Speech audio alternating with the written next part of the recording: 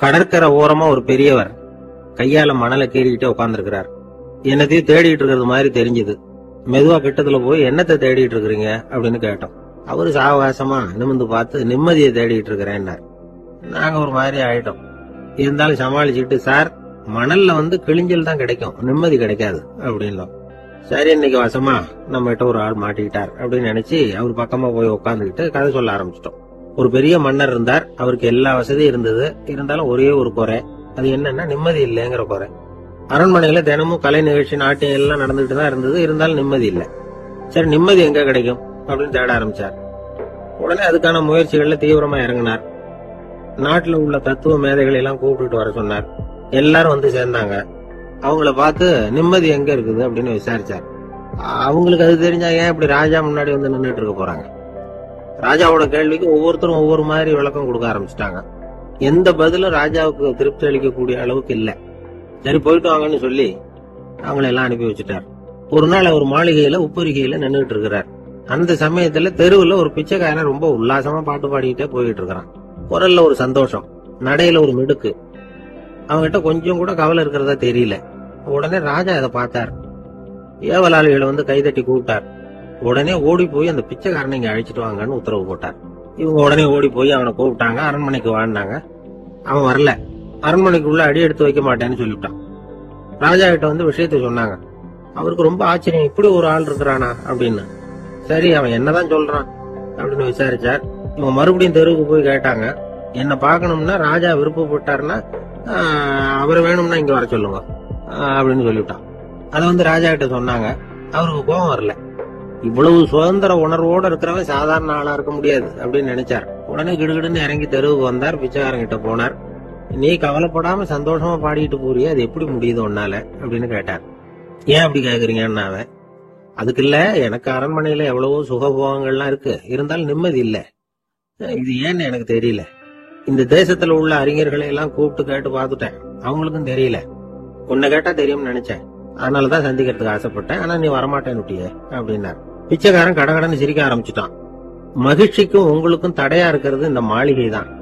இதை விட்டுட்டு வெளியில வந்துட்டா நிம்மதி தேடிட்டு வந்துரும்னா.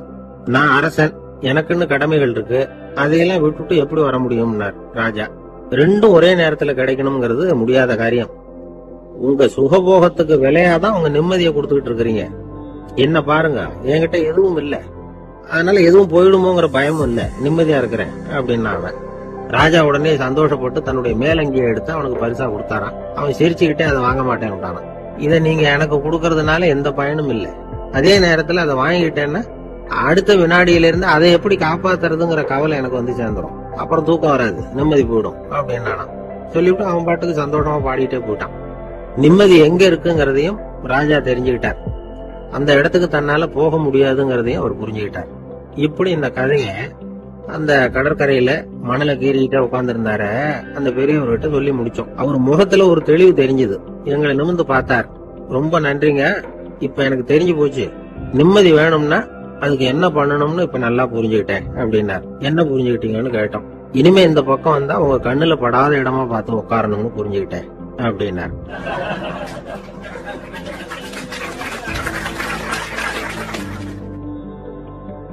ஒரு ஊர்ல ஒரு ஆள் இருந்தான். தையல் கடை வச்சிருந்தான். அவங்கிட்ட ஒருத்தன் ஒரு சட்டை துணி எடுத்து கொடுத்து தைக்க சொல்லியிருந்தான். வர்ற சனிக்கிழமை வா, வாங்கிட்டு போ அப்படின்னு அவன் சொல்லியிருந்தான். அதே மாதிரி இவன் வந்தான். அவன் தச்சு வச்சிருந்த சட்டையை கொடுத்தான். இவன் வாங்கி அங்கேயே போட்டு பார்த்தான். கை நீளம் ஒண்ணுக்கு ஒண்ணு வித்தியாசமா இருந்தது. வலது கை இடது பக்கத்தை விட நீளம் குறைச்சலா இருந்தது. அவன் முணுமுணுக்க ஆரம்பிச்சுட்டான். என்ன இது இப்படி தச்சுட்டியேன்னு. இதுக்கு அவன் சொன்னான், ஐயோ இதுக்காகவா சங்கடப்படுறீங்க, வலது கையை மட்டும் கொஞ்சம் உள்ள இழுத்தாப்புல வச்சுக்கிட்டீங்கன்னா சரியா போகுது, மத்தபடி அந்த சட்டையில உள்ள கலை அம்சத்தை கவனிங்க, எவ்வளவு அற்புதமா தச்சிருக்கேன் பாருங்க, ஒரு சின்ன குறைய இப்படி எல்லாம் பொருட்படுத்த வேண்டியதில்ல, நான் சொன்னது மாதிரி கைய கொஞ்சம் உள்ள இழுத்தது மாதிரி வச்சுக்கிட்டு நடந்து போங்க, ஜோரா இருக்கும் அப்படின்னா. அவனும் யோசிச்சு பார்த்தான். சரியான யோசனையா தான் தோணுச்சு. கொஞ்சம் முயற்சி பண்ணி வலது கையை கொஞ்சம் உள்ள இழுத்து சட்டை சரியா இருக்கிறது மாதிரி பண்ணிட்டான். இப்ப மறுபடியும் ஒரு பிரச்சனை. வலது கையை உள்ள இழுத்த மாதிரி அப்படியே வச்சுக்கிட்டதும் முதுகு பக்கம் கொஞ்சம் துணி தளர்த்தியா தொங்குறது மாதிரி தெரிஞ்சது. என்ன இது, முதுகு பக்கம் துணி குவிஞ்சுட்டுதே, தொங்குதே, அப்படின்னு நான் மறுபடியும், அடடா இதுக்காகவா கவலைப்படுறீங்க, உடம்ப அதுக்கு தகுந்த மாதிரி கொஞ்சம் வளைச்சிக்கிட்டா சரியா போடுது. இதுக்காக அந்த அழகான தையலை பிரிச்சு அதுல உள்ள கலை அம்சத்தை கெடுக்கிறதுக்கு என் மனசு இடம் தரல. எவ்வளவுக்கு தளர்த்தியா இருக்கோ அவ்வளவுக்கு கொஞ்சம் உடம்ப வளைச்சி அப்படி குனிஞ்சது மாதிரி போங்க போதும் அப்படின்னா. அதுவும் நல்ல யோசனையா தான் பட்டுது இவனுக்கு. சரின்னு சொல்லிவிட்டு புறப்பட்டான். தெருவில் இறங்கினா, கைய கொஞ்சம் உள்ள இழுத்தான், உடம்ப கொஞ்சம் முன்னால வளைச்சான், சட்டைக்கு தகுந்த மாதிரி உடம்ப பண்ணிட்டான், மெதுவா நடந்து போறான். இப்ப எதிரில இன்னொருத்தன் வரான். இவனை பாக்குறான், இவன் போட்டிருக்கிற சட்டைய பாக்குறான். ஆஹா அற்புதம்ங்கிறான். சும்மா சொல்லக்கூடாது, ரொம்ப நல்லா இருக்கு, நிச்சயமா இது இந்த ஊர் மேல தெருவில் இருக்கிற ஒருத்தன் இருக்கானே அவன் தச்சதாதான் இருக்கணும் அப்படின்னா.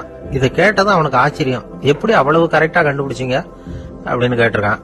இதுக்கு அந்த வழிபோக்கன் சொன்னானா, அவன் ரொம்ப கெட்டிக்காரன், உங்களை மாதிரி உடம்பும் கையும் வளைஞ்சு போன ஒரு ஆசாமிக்கு அவனை தவிர வேற யாராலேயும் இவ்வளவு பொருத்தமான ஒரு சட்டையை தைக்க முடியாது அப்படின்னானா.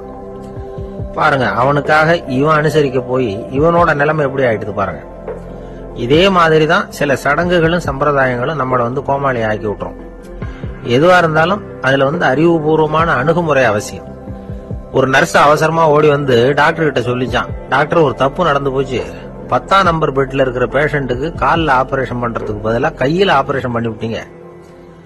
கை ஆபரேஷன் பண்ணிக்க வேண்டிய ஆள் 7ஆம் நம்பர் பெட்ல இருக்கார் அப்படின்னு தான்.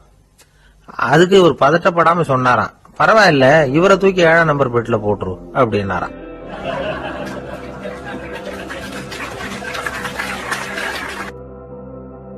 ஒரு நண்பர் சினிமா படம் தயாரிக்கிறவர், அவர்கிட்ட ஒரு நாள் பேசிக்கிட்டு இருந்தேன். அது எப்படி சார், நீங்க எடுக்கிற எந்த படமும் கையை கடிக்காத அளவுக்கு எடுத்துடுறீங்களே, அது எப்படின்னு கேட்டேன். அது ஒன்றும் பெரிய விஷயம் இல்லை சார், பெண்களுக்குன்னு சில உருக்கமான காட்சிகள், இளைஞர்களுக்குன்னு சில நடனங்கள், அடிதடி காட்சிகள், அப்புறம் வயசானவங்களுக்குன்னு சில ஆன்மீக காட்சிகள், சின்ன பிள்ளைங்களுக்கு சிரிப்பு, இப்படி எல்லாமும் சேர்த்து நான் படம் எடுக்கிறேன். மசாலா படம்னு பேரு. இது ரொம்ப பெருசா இல்லைன்னாலும் ஓரளவுக்கு சுமாரா ஓடிரும், கையை கடிக்காது அப்படின்னார். இது ஒரு உத்தி. சில பத்திரிகை ஆசிரியர்களும் இந்த உத்தியை கையாளுறது உண்டு. இந்த உத்திக்கு பார்னம் உத்தி அப்படின்னு பேரு, பார்னம் எஃபெக்ட் அப்படின்னு சொல்லுவாங்க. அதாவது ஃபீனியஸ் டி பார்னம் அப்படின்னு ஒருத்தர் அமெரிக்காவில் இருந்தாராம். அதாவது 19ஆம் நூற்றாண்டுல அமெரிக்காவில் கொடிகட்டி பறந்த ஒரு சர்க்கஸ் நிறுவனத்தின் அதிபர் அவர். இந்த உலகத்துல ஒவ்வொரு நிமிஷமும் ஒரு ஏமாளி பறந்துகிட்டே இருக்கிறான் அப்படிங்கிறது அவருடைய சித்தாந்தம். ஒவ்வொருத்தரையும் திருப்திப்படுத்துற அளவுக்கு அம்சங்களை கொஞ்சம் கொஞ்சமா கலந்து கேளிக்கை நிகழ்ச்சிகளை நடத்தினதுதான் அவருடைய மகத்தான வெற்றிக்கு காரணம். அதனால அந்த உத்தியை யார் கடைபிடிச்சாலும் சரி, அதுக்கு பார்னம் உத்தி அப்படின்னு பேர் வந்துட்டுது. ஜோசியம் சொல்றவங்களுக்கும் இந்த உத்தி தான் கை கொடுக்குது. ஒரு விஷயத்த ஒருத்தருடைய கோள் நிலைகள் அல்லது கையெழுத்து நிரூபிக்கிறதாக அவர்கிட்ட சொன்னா அதை அவர் நம்பிவிடுவார். ஆனா அந்த விஷயம் நல்லதா இருக்கணும், நேர்மையானதா இருக்கணும், அதாவது பாசிட்டிவா இருக்கணும். 8ஆம் இடத்துல குரு, 9ஆம் இடத்துல சனி, நீங்க ஒரு பெரிய மேதை தான் அப்படின்னு சொல்லுவாங்க. கேட்கறவங்களுக்கு அதை மறுக்கிறதுக்கு மனசு வராது. அப்படி சொல்லும் பொழுது கூடவே என்ன கொஞ்சம் முன்கோபம் அதிகமா இருக்கும், இருந்தாலும் அது உடனே மறைஞ்சிரும் அப்படின்னு சில அற்ப விஷயங்களையும் சொன்னாலும் அதையும் சரிதான்னு சொல்லி ஒத்துக்குவாங்க. ஆளுமையை எடை போடுகிற ஒரு நிறுவப்பட்ட உத்தியின் மூலமாக தன்னுடைய குணாதிசயங்கள் கண்டுபிடிக்கப்பட்டதாக அவர் நம்புறது தான் இதுக்கு காரணம். இந்த மாசம் பணத்தட்டுப்பாடு கொஞ்சம் இருக்கும், உடம்புல ஏதாவது கொஞ்சம் அசௌகரியம் இருக்கும், வீட்டுக்குள்ளே இது மாதிரி பொதுப்படையா சிலதை சொன்னாலே போதும், மக்களை நம்ப வச்சுடலாம். இதெல்லாம் நமக்கு மட்டும்தான் ஏற்படுது அப்படின்னு சொல்லி அவங்க நினைக்கிறது தான் காரணம். இதுதான் பார்னம் உத்திங்கிறது. மனிதர்கள் பாராட்டுகளை விரும்புறதும் விமர்சனங்களை வெறுக்கிறதும் பார்னம் உத்தியின் அடுத்த கூறு. அதனால ஒருத்தருக்கு ஜோசியம் சொன்னாலும் சரி, அவருடைய ஆளுமையை மதிப்பிடுறதாக இருந்தாலும் சரி, அவரை புகழற மாதிரி இருந்தாலும் சரி, அப்படி இருந்தாதான் அது சரியா இருக்கும். சாதகமான விஷயங்களை அதிகமாகவும் பாதகமான விஷயங்களை நாசூக்காவும் சொன்னா மக்கள் அதை நம்பிடுவாங்க. ஒருத்தரை கருமின்னு சொன்னா ஏத்துக்க மாட்டார். அதையே கொஞ்சம் மாத்தி நீங்க கொஞ்சம் சிக்கனமான ஆசாமி அப்படின்னு சொன்னா நீங்க சொல்றது சரிதான் சார் அப்படிம்பார். நீங்க பெரிய செலவாளி தான், இருந்தாலும் நல்ல விஷயங்களுக்கு தான் செலவழிப்பீங்க அப்படின்னு சொல்லணும்.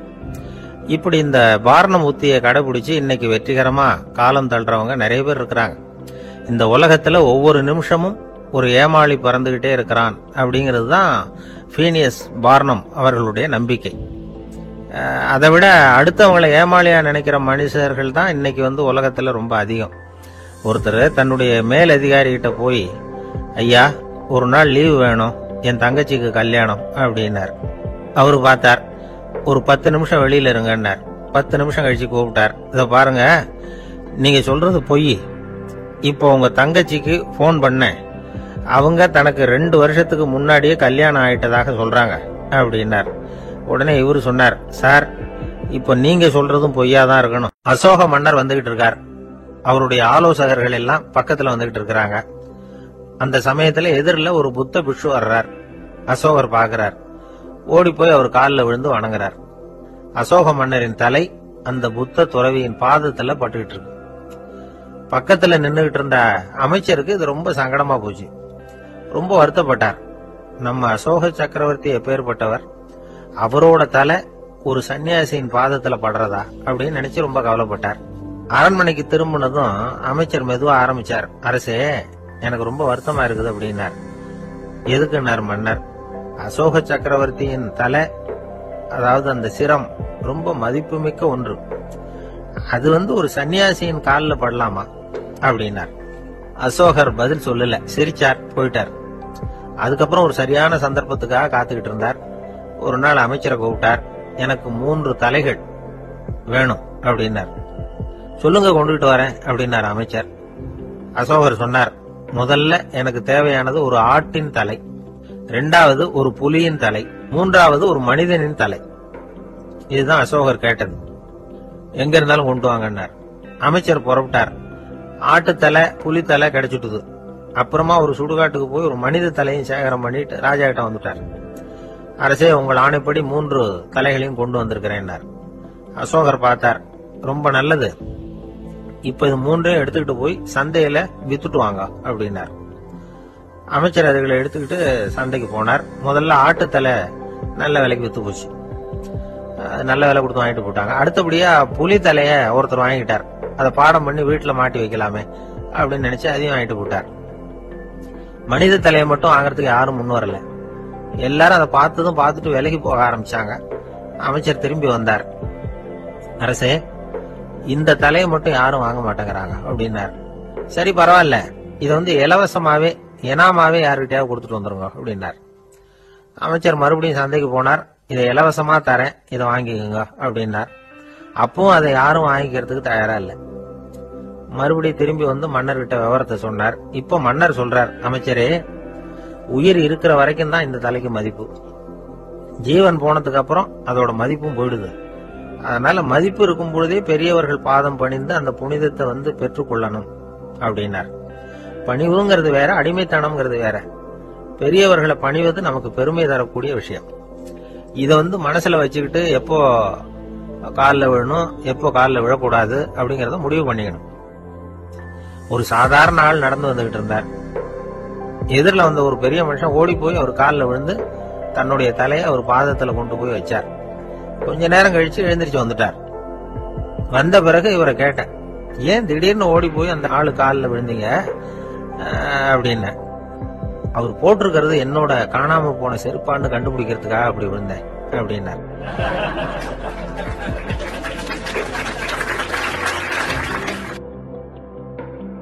நம்மள மாதிரி ஒரு ஆசாமி அவன் நம்மள மாதிரியே கற்பனை பண்ணான்.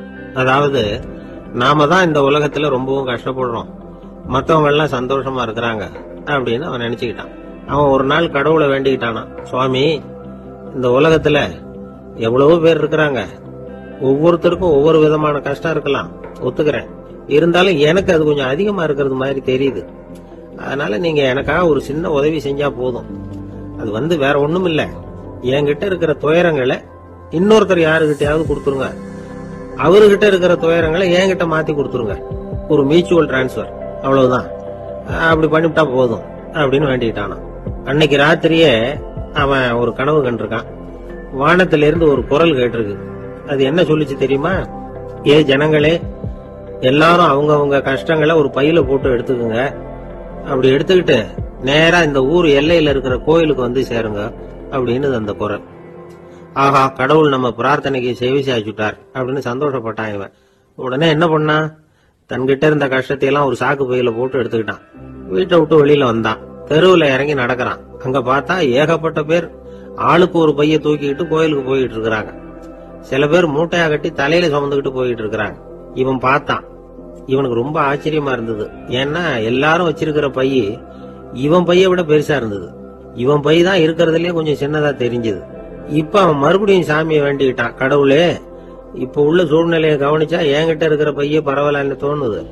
அதனால வேற பைய எதையும் மாத்த வேணாம், இதுவே பரவாயில்ல, இந்த பையோட திரும்பி வீட்டுக்கு போனா போதும்னு நினைக்கிறேன் அப்படின்னு ஏதோ நினைக்க ஆரம்பிச்சுட்டாங்க. எல்லாரும் கோயிலுக்கு போய் சேர்ந்தாங்க. கோயில்ல அந்த குரல் மறுபடியும் கேட்டுது. எல்லாரும் அவங்கவுங்க பைகளை சோகத்துல தொங்க விடுங்க. திடீர்னு விளக்குகள் அணையும், மணி அடிக்கப்படும், அதுதான் அடையாளம்.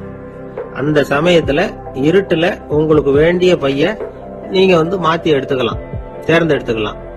வெளிச்சம் இருக்கிறப்பவே உங்களுக்கு பிடிச்ச பைக்கு பக்கமா பார்த்து நீங்க நின்னுக்கலாம் அப்படின்னு சொல்லி விவரம் சொல்லிச்சான் அந்த குரல். அப்படி சொன்னதுக்கு அப்புறம் திடீர்னு விளக்கு அணைஞ்சுது, மணி அடிச்சுது. கொஞ்ச நேரம் கழிச்சு மறுபடியும் விளக்குகள்லாம் எரிஞ்சுது. இப்ப பார்த்தா எல்லாரும் அவங்க பையையே கெட்டியா பிடிச்சிட்டு நிக்கிறாங்க. இவனும் அப்படியே நிக்கிறான். இவன் மெதுவா பக்கத்துல நிக்கிறவங்க கிட்ட கேட்டானா, ஏன் நீங்க பைய கையிலேயே வச்சிருக்கிறீங்க, செவுத்துல மாட்டலையா அப்படின்னு கேட்டிருக்கான். இல்லப்பா, நீ ஏன் கையிலேயே வச்சிருக்கிறியோ அதே காரணத்துக்காக தான் நாங்களும் வச்சிருக்கிறோம். நம்ம கவலைகளை பத்தி நமக்கு ஓரளவுக்காவது தெரியும். ஆனா மத்தவங்க கவலைகள் நமக்கு பரிச்சயம் இல்லாதவை, பழக்கம் இல்லாதது. அதனால நமக்கு தெரிஞ்ச கவலைகளை சமாளிக்கிறது சுலபம். தெரியாததை சமாளிக்கணும்னா மறுபடியும் ஆரம்பத்தில இருந்து ஆரம்பிக்கணும். அதனால பழைய நண்பர்களோட வாழறதுதான் மேல் அப்படின்னு நானும். அதுக்கப்புறம் அவன் தன்னோட பைய போதும்னு வீட்டுக்கு திரும்பி வந்துட்டானான். இது ஒரு பெரியவர் சொல்லி இருக்கிற கதை. அதனால நம்ம கிட்ட இருக்கிற கஷ்டங்கள் தான் பெருசு, அதை இன்னொருத்தங்கிட்ட கொடுத்துட்டு மாத்திக்கலாம் அப்படின்னு நினைக்கிறது தப்பு. இதே மாதிரி இன்னொரு சம்பவம். ஒரு ஊர்ல ஒரு நாள் ராத்திரி ஆகாயத்தில இருந்து கடவுள் குரல் கேக்குது. இந்த ஊர்ல இருக்கிற ஜனங்கள்லாம் கொஞ்சம் கவனிங்க, உங்களுக்கு ஒரு செய்தி. அதாவது இங்க இருக்கிற ஜனங்கள்லயே கொஞ்சம் கூட கவலையே இல்லாத ஆள் யாருன்னு எனக்கு தெரியணும். அதனால எல்லாரும் அவங்க கவலைகளை ஒரு பையில போட்டு எடுத்துக்கிட்டு கோயிலுக்கு வாங்க அப்படின்னாரு கடவுள். உடனே வரிசையா எல்லாரும் வர ஆரம்பிச்சாங்க. எல்லார் கையிலயும் பை இருந்தது, சின்னதும் பெருசுமா. கவலையே இல்லாத ஆள் யாருன்னு தேடினார் கடவுள். ஒரே ஒரு ஆள் மட்டும் கையில எதுவும் இல்லாம வெறும் கையை வீசிக்கிட்டு ரொம்ப ஜாலியா நடந்து வந்துகிட்டு இருந்தான். கடவுள் அவங்க கிட்ட போனார். ஏப்பா, உனக்கு கவலையே இல்லையா அப்படின்னு கேட்டார். எனக்கும் சில கவலைகள்லாம் உண்டு அப்படின்னு நானா. அவன் எங்க அதெல்லாம்னு கேட்டிருக்காரு கடவுள். பின்னாடி லாரியில வந்துகிட்டு இருக்கு அப்படின்னு நானா. அவன்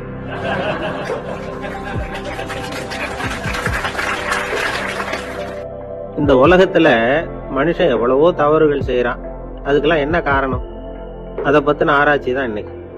இதுக்கு ஆராய்ச்சி என்னத்துக்கு, அது தெரிஞ்ச விஷயம் தானே அப்படின்னு நீங்க நினைக்கலாம். ஆனா அப்படி அலட்சியமா இந்த விஷயத்தை விட்டுறக்கூடாது. பொதுவா எல்லோரும் நினைக்கலாம் எது சரி எது தவறு அப்படின்னு தெரியாததுனாலதான் மனுஷன் தப்பு பண்றான் அப்படின்னு. ஆனா அப்படி சொல்லிட முடியாது. மனுஷன் தெரிஞ்சேதான் தவறுகள் பண்றான். இப்போ உதாரணத்துக்கு ஒரு சாலையில இடது பக்கம் போக வேண்டிய ஒருத்தர் நடுக்கோட்டை தாண்டி வலது பக்கமா வண்டியை ஓட்டிட்டு போறாருன்னு வச்சுங்க. என்னப்பா இது தப்பு இல்லையா அப்படின்னு அவர்கிட்ட கேட்டா, அதெல்லாம் எனக்கு தெரியும், நீ உன் வேலையை பார்த்துட்டு போ அப்படிம்பாரு. வலது பக்கமா போறது தப்புன்னு தெரிஞ்சேதான் அவர் அப்படி செய்யறாரு, அப்படி போறாரு. பெரிய உத்தியோகத்துல இருக்கிறவங்க கூட லஞ்சம் வாங்குறாங்க. அவங்களுக்கு எல்லாம் லஞ்சம் வாங்குறது தப்புன்னு தெரியலன்னு அர்த்தம். திருடுறது தப்புன்னு தெரியாமலாம் மனுஷன் திருடுறான், நல்லாவே தெரியும். நீங்க வேணும்னா கேட்டு பாருங்க, வேற வழி இல்ல அதனாலதான் திருடுறேன்பா. திருடுறது ஒரு புண்ணியமான காரியம்னு திருடனே கூட சொல்ல மாட்டான். திருடுறது தவறுங்கிறது திருடனுக்கு தெரியும் அப்படிங்கறத விளக்கறதுக்காக ஒரு பெரியவர் ஒரு கதை சொன்னார். அதாவது 2 திருடர்கள் 2 பேரும் சேர்ந்து ஒரு வீட்டுக்கு போய் ஒரு 10,000 ரூபாயை திருடிட்டு வந்துடுறாங்க. ஒரு காட்டு வழியா வந்துகிட்டு இருக்கிறாங்க. இன்னும் விடியல. 2 பேருக்கும் தூக்கம் கண்ணை சுத்துது. சரி, இப்படியே ஒரு மரத்தடியில படுத்து தூங்குவோம், காலையில விடிஞ்சதும் இந்த பணத்தை 2 பேரும் பங்கு போட்டுக்குவோம் அப்படின்னு முடிவு பண்றாங்க. அதே மாதிரி படுத்து தூங்குறாங்க. நடு ராத்திரியில ஒரு திருடன் முழிச்சுக்கிறான்.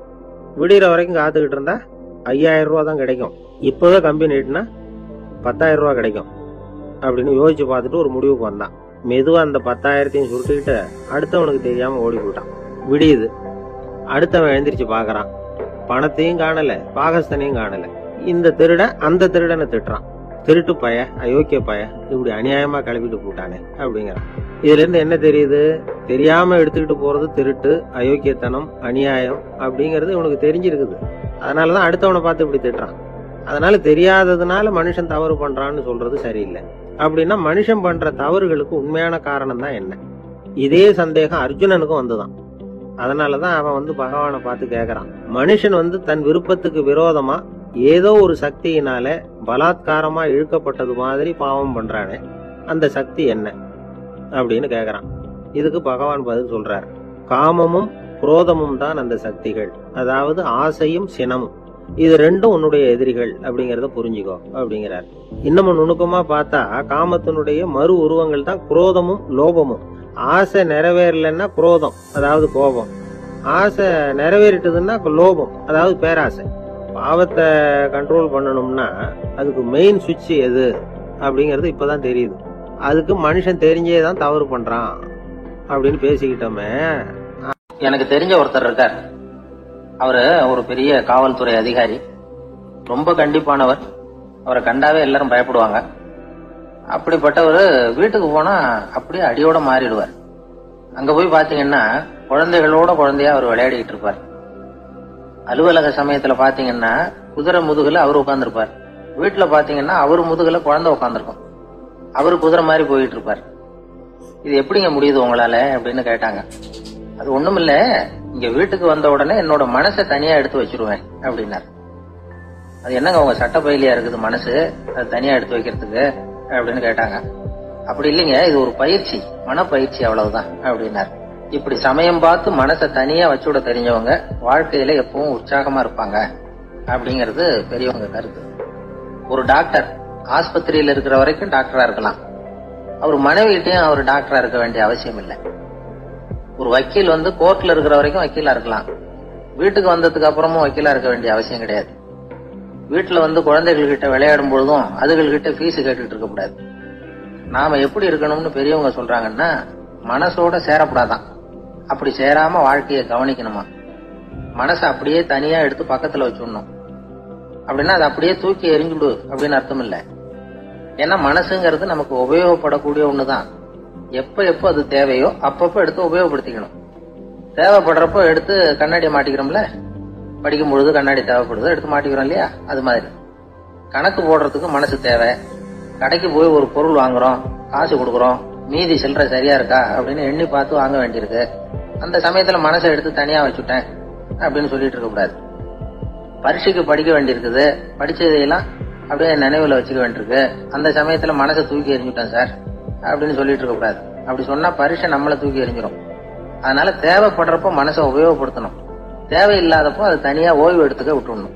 இப்படி நாம பழக்கப்படுத்திக்கிட்டா வாழ்க்கைங்கிறது நமக்கு புதுசா தெரியுமா. மனசுக்கும் ஒரு சக்தி கிடைக்கும். எந்திரங்களுக்கு ஓய்வு கொடுக்குற மாதிரி மனசுக்கும் ஓய்வு கொடுக்கணும், இல்லைன்னா அது களைச்சு போயிடும். குழந்தைகள் மனசை சுமந்துகிட்டு இருக்கிறது இல்ல. இது முதியவர்கள் குழந்தைகள் கிட்டே இருந்து கத்துக்க வேண்டிய ஒரு பாடம். ஆனாலும் இந்த கால குழந்தைகள் கிட்ட ரொம்ப எச்சரிக்கையா இருக்க வேண்டியிருக்கு. ஒரு தாத்தாவும் பேரனும் விளையாடிக்கிட்டு இருக்கிறாங்க. தாத்தா எனக்கு சைக்கிள் ஓட்ட கத்து கொடு அப்படிங்கிறான் பேரன். சைக்கிள் உயரம் கூட இல்ல, அதுக்குள்ள சைக்கிள் ஓட்டணுமா அப்படின்னாரு தாத்தா. ஏன் தாத்தா, ரயில் ஓட்டுறாரு, அவர் என்ன ரயில் நீளமா இருக்கார் அப்படின்னு கேட்டானா அந்த பையன். ஒரு பெரிய பியானோ கலைஞர் வியன்னாவில் இருந்தார். ரொம்ப புகழ்பெற்ற இசை கலைஞர் அவர். இங்கிலாந்து மகாராணி விக்டோரியா அவருடைய சங்கீதத்தை கேட்கணும்னு ஆசைப்பட்டாங்க. அவரை அரண்மனைக்கு கூப்பிட்டாங்களாம். பியானோ வாசிக்க சொல்லி கேட்டாங்களாம். இவரும் ரொம்ப பிரமாதமா வாய்ச்சி காட்டியிருக்கார். உடனே பாராட்டி பரிசுகள்லாம் கொடுத்து அனுப்புனாங்களாம். அந்த இசையை கேட்கறதுல அரசிக்கு ரொம்ப ஆர்வம் உண்டு. அதனால அதுக்கப்புறமும் அந்த கலைஞர் அடிக்கடி அரண்மனைக்கு வர வேண்டிய அவசியம் ஏற்பட்டது. ஏன்னா அரசி கூப்பிட ஆரம்பிச்சாங்க. இவர் போகணும், அங்க இசை நிகழ்ச்சி நடத்தணும். இவர் அங்க பாடி வாசிக்கிறது உண்டு. ஒரு தடவை மகாராணி அவரை பார்த்து, உங்க நாட்டு தேசிய கீதம் பாடுங்களேன் அப்படின்னு கேட்டாங்களாம். உடனே அவரு தன்னுடைய நாடான ஆஸ்திரியாவின் தேசிய கீதத்தை பாடியிருக்கிறார். அவர் பாட ஆரம்பிச்ச உடனே மகாராணி எழுந்திருச்சு நின்னாங்களாம். அதுக்கு மரியாதை செலுத்துற நோக்கத்தோட பாட்டு முடிகிற வரைக்கும் அப்படியே நின்றுகிட்டு இருந்தாங்களாம். இதுதான் அந்த அரசியனுடைய பெருந்தன்மை. அதாவது நாட்டுப்பற்றுங்கிறது அந்த அளவுக்கு அப்படி இருக்கணும். இப்படி ஒரு அரசியே நம்ம நாட்டு தேசிய கீதத்துக்கு எழுந்திருச்சு நின்று மரியாதை செலுத்துறாங்க அப்படிங்கறத புரிஞ்சுக்கும் பொழுது அந்த முதிய கலைஞரின் மகிழ்ச்சிக்கு அளவே இல்லையா. அதுக்கப்புறம் அந்த பியானோ கலைஞர் ஒரு நாள் தன்னுடைய நண்பர் ஒருத்தர்கிட்ட பேசிக்கிட்டு இருந்தாராம். அப்ப சொன்னாராம், மகாராணியார் எனக்கு எவ்வளவோ பரிசுகள்லாம் கொடுத்துருக்குறாங்க. ஒரு தடவை எனக்கு வைரக்கல் பதித்த அணி ஒன்றை கூட பரிசா கொடுத்தாங்க. ஆனா அதை விட உயர்ந்த விலை மதிக்க முடியாத அணி என்ன தெரியுமா? நான் என்னுடைய நாட்டு தேசிய கீதத்தை நான் பாடுறப்போ அவங்க எழுந்திருச்சு நின்று மரியாதை செலுத்தினாங்களே, அதுதான் எனக்கு கிடைச்ச மிகப்பெரிய பரிசு அப்படின்னாராம். எனக்கு தெரிஞ்ச சங்கீத வித்வான் ஒருத்தர் இருக்கார். சமீபத்துல ஒரு நாள் அவரை பார்த்தேன். எப்படி போயிட்டு இருக்கு உங்க தொழில் அப்படின்னு கேட்டேன். ரொம்பவும் வித்தியாசமா போயிட்டு இருக்குங்க அப்படின்னார். என்ன சொல்றீங்க அப்படின்னு. முன்னாடியெல்லாம் நான் பாடினா எதிரில் இருக்கிறவங்க தான் எழுந்திரிச்சு போயிட்டு இருந்தாங்க. இப்ப எப்படின்னா நான் பாட ஆரம்பிச்சுட்டா உடனே பக்கவாத்தியக்காரனே எழுந்திரிச்சு போயிடுறான் அப்படின்னார் ரொம்ப வேதனையோட. கோட்டையை பிரிச்சா உள்ள களிமண்ணு. தெய்வ கன்னிகைக்கு கோவம் வந்துட்டுது. உடனே நீ கழுதையா போக கடவுது அப்படின்னு சாபம் கொடுத்துட்டு போட்டுது. உடனே அந்த மாமியார் எழுந்திருச்சு நின்னாங்க. காலை பார்த்தா அது குழம்பா மாறி இருக்குது, கழுத காலடி மாதிரி. அவங்க வீட்டுக்கு வர வர உடம்பு கொஞ்சம் கொஞ்சமா கழுதையா மாறி போச்சு. வீட்டு வாசல்ல கழுத சத்தம் கேட்டுட்டு உள்ள இருந்த அந்த பொண்ணு ஓடி வந்து பார்த்தது. கணவன் ஒரு பக்கம், கழுத ஒரு பக்கம் நின்றுகிட்டு இருக்கிறாங்க. என்னங்க ஆச்சுன்னு விசாரிச்சுது. அதுக்கு அவன், வர வர மாமியாரு கழுத மாதிரி ஆயிட்டாங்கன்னா. அதுவே ஒரு பழமொழி மாதிரி நிலைச்சு போச்சு. இப்பவும் அந்த பழமொழி இருக்குது, ஆனா அது மாதிரி யாரும் செய்யறது இல்ல. இந்த காலத்துக்குள்ள நான் ஒருத்தனை கிட்ட கேட்டேன், நீயா இருந்தா அந்த நிலைமையில என்னடா பண்ணுவேன் அப்படின்னு. அவன் சுத்தம் முத்தும் பார்த்துட்டு மெதுவா என் காது கிட்ட வந்து, நானா இருந்தா களிமண் மூட்டைய என் சம்சாரத்துக்கிட்டே கொடுத்து அனுப்பியிருப்பேன். ஆபீஸ் முடிஞ்சு வீட்டுக்கு போற சமயத்துல ஒருத்தர் கடைக்கு போய் ஸ்வீட் வாங்கினார். சரி, வீட்டுக்கு பிள்ளைங்களுக்கு தான் வாங்கிட்டு போறார் அப்படின்னு மற்றவங்க நினைச்சாங்க. அவரு அப்படி செய்யல. அந்த இடத்துலயே பொட்டலத்தை பிரிச்சார். திருட மாதிரி அப்படியே சுத்தி ஒரு தரம் பார்த்துக்கிட்டார். யாரும் தெரிஞ்சவங்க இல்லைங்கிறத முடிவு பண்ணிட்டு அவசர அவசரமா அதை அப்படியே போட்டு மூழ்கி விட்டு கையை தொடச்சிக்கிட்டு நல்ல புள்ள மாதிரி நடந்து போக ஆரம்பிச்சிட்டார். அவர் யாருன்னா, அவரோட பிரச்சனை எல்லாருக்கும் தெரியாது, சில பேருக்கு தான் தெரியும். அதாவது அவர் உடம்புல சர்க்கரை இருக்குன்னு டாக்டர் சொல்லிவிட்டாராம். அதனால வீட்டுல சர்க்கரையே இவர் கண்ணில் காட்டுறதில்ல. அதனால இவர் யாரு கண்ணிலையும் படாம இப்படிப்பட்ட வேலைகள்லாம் செய்யறது வழக்கம். யாருக்கும் தெரியாம இப்படி ஸ்வீட்டை வாங்கி சாப்பிட்டுட்டு அவர் பாட்டு போயிடுறது. இப்படிப்பட்டவங்களுக்கெல்லாம் கொஞ்சம் ஆறுதலான தகவல் இன்னைக்கு. அது என்னன்னா, நாம சாப்பிடுற சர்க்கரைக்கும் நம்ம உடம்புல உள்ள சில கோளாறுகளுக்கும் அப்படி என்னதான் சம்பந்தம் இருக்குது. இத பத்தி சமீபத்துல சில ஆராய்ச்சிகள்லாம் நடந்திருக்குது. ஏன்னா சர்க்கரைன்னாவே விஷம் மாதிரி அதை பாக்குறவங்களும் சில பேர் உண்டு. சின்ன பிள்ளைங்களுக்கு வயத்துல பூச்சி உண்டாகிறதுல இருந்து பெரியவங்களுக்கு நீரிழிவு வர்ற வரைக்கும் எல்லாத்துக்கும் சர்க்கரை தான் காரணம்னு சொல்லிட்டு இருக்கிறோம். ஆனா அந்த அளவுக்கு பயப்பட வேண்டிய அவசியம் இல்லை அப்படின்னு சொல்றாங்க. சர்க்கரை வியாதி, இருதய நோய், பித்த நீர்ப்பை நோய், இதெல்லாம் சில நோய்கள்லாம் நாம சாப்பிடுற சர்க்கரைக்கும் தொடர்பு இருக்குன்னு நினைக்கிறோம். ஆனா அப்படி சம்பந்தம் உண்டுங்கிறதுக்கு போதுமான அளவுக்கு ஆதாரம் இல்லை அப்படிங்கிறாங்க ஆராய்ச்சியாளர்கள். ஒரே ஒரு சம்பந்தம் தான் உறுதியா இருக்குதான். அதுவும் இந்த பல் சிதைவு அப்படின்னு இருக்கு இல்லையா, அந்த சர்க்கரை சாப்பிடுறதுக்கும் இந்த பல் சிதைவுக்கும் சம்பந்தம் இருக்கு அப்படிங்கறத மட்டும் உறுதியா சொல்றாங்க. சர்க்கரைன்னா நாம சாப்பிடுற ஜீனி மட்டும் இல்ல, பழம், காய்கறி, பால், தேன் இப்படி எல்லாத்துலயும் அது இருக்குது. கேரட் கொடுக்குற சத்துல 88% சர்க்கரை, ஆப்பிள் கொடுக்குற சக்தியில 95% சர்க்கரை. இது ஜீனி சர்க்கரை, இது ஆப்பிள் சர்க்கரை அப்படிங்கிற வித்தியாசம்லாம் உடம்புக்கு கிடையாது. ரெண்டுமே உடனடியா சக்தி கொடுக்குது. ஒரு ஸ்பூன் சர்க்கரையில 16 கலோரி தான் சத்து இருக்குது. அதிகமா சர்க்கரை சாப்பிட்டா நீரிழிவு வந்துருங்கிறது தப்பான ஒரு அபிப்பிராயம். டயபெட்டிஸ்ங்கிறது ஒரு மெட்டபாலிக் டிசார்டர், அவ்வளவுதான். அதாவது நாம சாப்பிடுற சர்க்கரையை நம்ம உடம்பு திறமையா உபயோகப்படுத்திக்க முடியல அப்படின்னு அர்த்தம். அதனாலதான் அதிகமா இனிப்பு வேணாம்னு சொல்றோம். ஏற்கனவே உடம்பால முடியாத ஒண்ணு மறுபடியும் அது தலையில சுமத்தி அதிகமா வேலை வாங்க வேணாமே அப்படிங்கிறதுக்காக தான். ஆகாரத்துல அதிகமா சர்க்கரை இருந்தா அதனால உடனே சர்க்கரை வியாதி வந்துடும்ங்கிறதுக்கு விஞ்ஞான ரீதியா போதுமான ஆதாரம் இல்லை. அதனால எப்பவாவது அதிகமா ஸ்வீட் சாப்பிட்டுட்டா ஐயோ அதிகமா சாப்பிட்டோமோ என்ன பண்ண போகுது தெரியலையே அப்படின்னு நினைச்சிட்டு மனசை போட்டு குழப்பிக்க வேண்டியதில்லை. பொதுவா எதுவுமே அதிகமா வேண்டாம், எல்லாம் ஸ்டீரா இருந்தா போதும். நீரிழிவுங்கிறது புதுசா வந்துட்ட ஒரு நோய் இல்லை, ரொம்ப காலமாவே இருக்கிற ஒண்ணுதான். நம்ம முன்னோர்கள் இதை மதுமேகம் அப்படின்னு சொல்லுவாங்க. அதை கட்டுப்படுத்துறதுக்கு அவங்களே சில வழிமுறைய சொல்லி வச்சிருக்கிறாங்க. அது என்னன்னா வேற ஒண்ணும் இல்லை, இந்த பாவக்காய், முள்ளங்கி, அருகம்புல், அவ்வளவுதான். வெள்ளை முள்ளங்கி இருக்குல்ல, அதை வாரத்துக்கு 3 நாள் சாப்பிட்டுக்கிட்டு வாங்க. நூலுக்கோல் ரொம்ப நல்லது. இல்லைன்னா முள்ளங்கி சாறு ஒரு அவுன்ஸ் சாப்பிட்டுட்டு வரலாம். ரத்தத்துல சேர்ற சர்க்கரை அளவை இதெல்லாம் கட்டுப்படுத்துது. சிறுநீர்ல காணப்படுகிற சர்க்கரை அளவையும் சமநிலைப்படுத்துது. தினமும் ஆகாரத்துல கோதுமை, கேழ்வரகு, வெந்தயம், கருவேப்பிலை, சோயாபீன்ஸ் எது கிடைக்குதோ சேர்த்துக்கலாம்.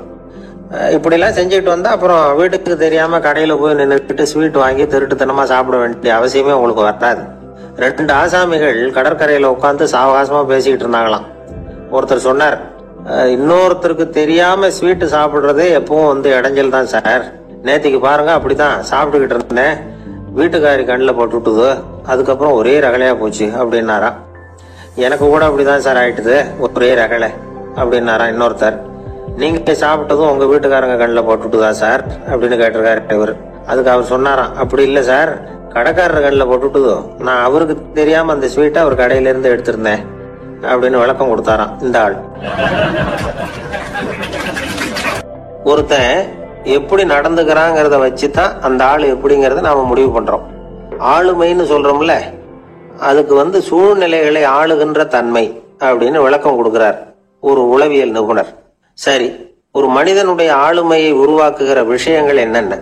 பிறப்பு, வளர்க்கப்பட்ட விதம், படிப்பு, நண்பர்கள், சமுதாயம், இப்படி நிறைய உண்டு. ஆளுமையின் அடிப்படையில் சில மன நோய்கள் உண்டாகுது. அதெல்லாம் என்னென்னங்கிறத தெரிஞ்சு வச்சுக்கிட்டோம்னா நம்ம கூட இருக்கிறவங்களை அடையாளம் கண்டுபிடிக்கிறதுக்கு ரொம்ப உபயோகமா இருக்கும். ஃப்ரெனாய்டு ஆளுமை அப்படின்னு ஒண்ணு. இந்த கோளாறு உள்ளவங்க எப்படி இருப்பாங்க தெரியுமா? அதிக உணர்ச்சி, சந்தேகம், பொறாமை இதெல்லாம் அதிகமா இருக்கும். வளைஞ்சு கொடுக்க மாட்டாங்க. அடுத்தவங்களோட இணக்கமான உறவு இருக்காது. அவங்க செய்யற தப்புக்கெல்லாம் அடுத்தவங்களை குறை சொல்லிட்டு இருப்பாங்க. இது ஒரு ரகம். அடுத்தது ஸ்கிசாய்டு ஆளுமை அப்படின்னு சொல்றாங்க. இந்த கோளாறு உள்ளவங்க அடுத்தவங்களோட பழக கூச்சப்படுவாங்க. சின்ன வயசுலேயே இது ஆரம்பமாயிடுது. பகல் கனவுலயே சஞ்சரிப்பாங்க. அவங்களுடைய விரோதம், கோபம் இதை கூட வெளியில காட்டிக்க முடியாம இருப்பாங்க. இவங்களுக்கு அகமுகம், பிரச்சனைகள்ல இருந்து ஒதுங்கி எதுலயும் ஈடுபாடு இல்லாதவங்களா இருப்பாங்க. இப்படி ஒரு ரகம். அடுத்தது சைக்ளோதமிக் ஆளுமை அப்படின்னு சொல்றாங்க. அது என்னன்னா, உணர்ச்சிகள்ல ஏற்றத்தாழ்வு அதிகமா இருக்குமா. சில சமயம் பார்த்தா மகிழ்ச்சியா இருப்பாங்க, சில சமயம் சோகமா உட்கார்ந்துருப்பாங்க. அவங்க மனநிலைக்கு தகுந்த மாதிரி சமூக நிகழ்ச்சிகள்ல பங்கெடுத்துக்குவாங்க. இன்னொரு வகை என்னன்னா, எண்ண பீடிகை ஆளுமை அப்படின்னு பேர் வச்சிருக்கிறாங்க. அது இவங்களுக்கெல்லாம் கரெக்டா இருக்கணும். எல்லாம் சட்டம் இதுலயும் ஒரு ஒழுங்குமுறை, இப்படி எதிர்பார்க்கிற மனோபாவம். இவங்க எதிர்பார்ப்புக்கும் அரண்முறைக்கும் மற்றவங்க கட்டுப்படணும்னு நினைப்பாங்க. இந்த நிலைமை நீடிச்சா என்ன ஆகும் தெரியுமா? அலைக்கழிக்கிற எண்ணங்கள் திரும்ப திரும்ப ஒரே செயலை செய்ய தூண்டுற மன தளர்ச்சிக்கு ஆளாயிடுறாங்க. அடுத்தது ஹிஸ்டீரியா ஆளுமை. சின்ன விஷயத்தையெல்லாம் பெருசுபடுத்தி நாடகமாக்குற நடிகர்கள் இவங்க. உணர்ச்சி அதிகம் உள்ளவங்க. இவங்க மன எழுச்சியில பக்குவமின்மை, குழந்தைத்தனம், முதிர்ச்சியின்மை, அதோட விளைவா புதுசா ஒண்ண கண்டுபிடிச்சிருக்கிறாங்க. அதுதான் செயற்கை ரத்த பொடி. இந்த திடீர் சாம்பார் பொடி, திடீர் ரசப்பொடி, திடீர் காப்பி பொடி இப்படிலாம் சொல்றோம்ல, அது மாதிரி இது திடீர் ரத்த பொடி. இஸ்ரேல் ஒரு சின்ன நாடு அப்படின்னு யோசனை பண்ண ஆரம்பிச்சேன். வர்றதுக்கு எமன் கூட போயிருந்தது. அப்பவே என்ன உனக்கு அடையாளம் தெரியல, அதை நட்டு கிடக்கிறது மாதிரி ஆயிடுமே. அந்த நாய் அவர்கிட்ட ஓடி வரும். அப்படியே எழும்பி முன்னங்கால் 2ஐயும் அவர் தோள் மேல போட்டுக்கும். நடக்கும் அப்படிங்கறத பத்தி ஒரு விவர பட்டியலே வெளியிட்டு இருக்கிறாங்க. அது என்ன, பெரிய உத்தியோகத்துல இருக்கிறவங்க கூட லஞ்சம் வாங்குறாங்க தானே. அதனாலதான் இதுவும் ஒரு பெரிய திருட்டு இருந்தாரு. இந்த விஷயம்லாம் சொல்லிட்டு இருந்தாரு இந்த பெரியவர். அதாவது இனிமே நான் திரும்பி வர போறதில்ல, நீ என்னோட வர்றியா, திரும்பி போறியா அப்படின்னாரு. நடந்து போனார், திரும்பியே பார்க்கல. அரசனுக்கு அப்பதான் தன்னுடைய ஒரு பதிலுக்கு அவர் திட்டவே இல்லையே. அந்த தொழிலாளி சிரிச்சுக்கிட்டே, சரி சார், எனக்கு தெரிஞ்சது கோவம் வராம இருக்கிறது நாங்க பேசினேன் அந்த கூட்டத்துல. அதுக்கப்புறம் இன்ன வரைக்கும் அவங்க கூப்பிடுறதே இல்லை. என்ன தூங்கிட்டு இருக்கும் பொழுது உங்களை எழுப்ப வேண்டாம்.